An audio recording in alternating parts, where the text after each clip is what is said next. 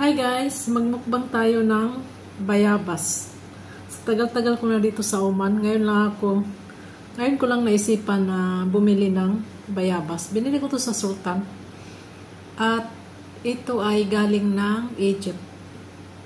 Marami kasi nagsabi na pag galing ng Egypt, hindi maganda ang mga prutas nila dahil yung ginagamit yata ng pandilig nila ay yung galing sa ano ba yun?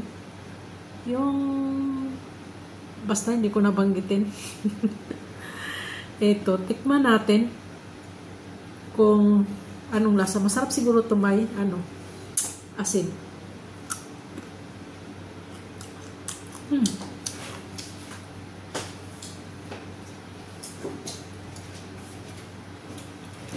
Matamis. Pero masarap to lagyan ng asin. Hindi ko kainin ang yung buto. Kasi baka hindi siya matunaw. Tanggalan ko siya ng buto.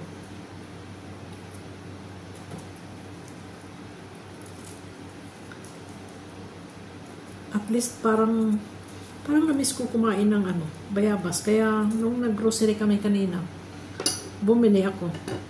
Ayan na, tinanggalan ko na siya ng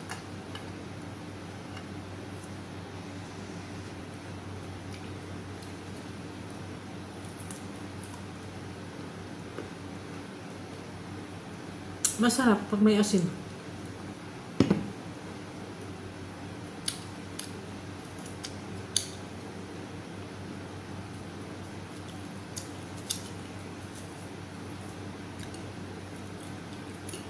Tinanggalan ko siya ng buto.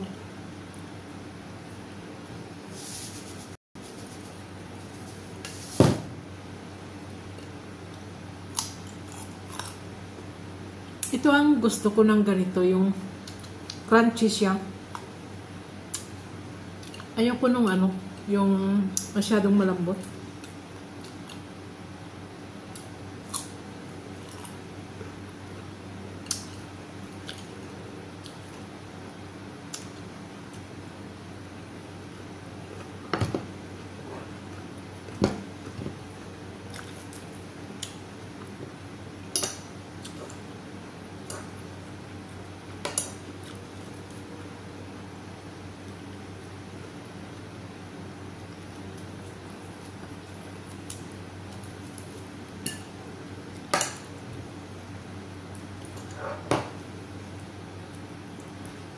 Yun lang.